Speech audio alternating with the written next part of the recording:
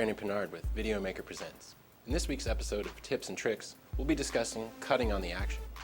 As I mentioned in last week's episode number 82, cutting on the action is a technique where you take two disparate pieces of film and splice them together with the correct placement of the cut to give the audience a sense of a seamless action taking place. For example, a character in a scene can be reaching for a doorknob. With the proper placement of the cut, the next scene can cut to inside the door that's being opened, showing the character enter the room and giving the idea that there has been a sense of continuity between the two scenes, when in actuality they're completely different and were shot maybe at different times and different locations. So here's a clip I wanted to highlight. This is a shot of the character finally reaching his destination, and it's a close-up of him grabbing past the frame of the camera towards the door handle.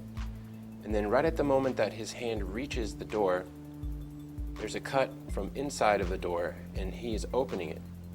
And the idea is to create this sense of cutting on the action. Now we're going to go to a sequence that we shot this week that demonstrates the cutting on the action technique.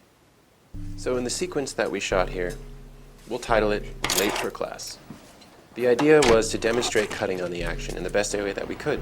So using short clips that were visually entertaining, we thought we'd show a demonstration of someone trying to skate to class. Well, in this point, the board breaks and we decided to trash our script and decide to have the character run to class. The point we're really trying to demonstrate here is what the character is doing, how we're using transitions to add visually to the character. Here we have a cutaway, kind of show a little passage of time using cross dissolves, and now we're back to the cuts.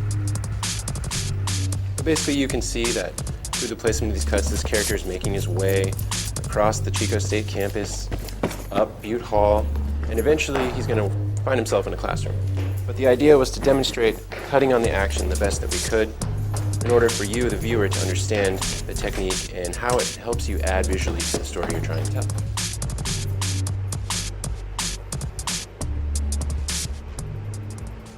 Special note for those of you planning on using this technique, that it's good to plan for this technique in advance.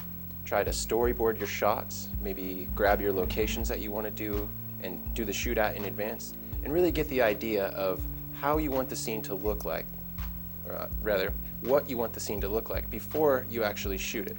This will not only save you time in shooting, it'll save you time in post-production, and it'll ultimately benefit you because you'll become a more efficient filmmaker by being able to plan the shots in advance, shoot them, put them together, and edit them into the sequence that you really wanted to come out with. For Videomaker Presents, I'm Brandon Pinard saying, that's cutting on the action.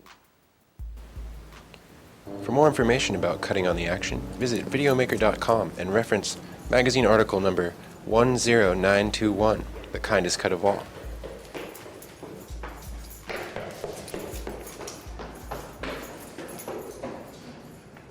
Keep going.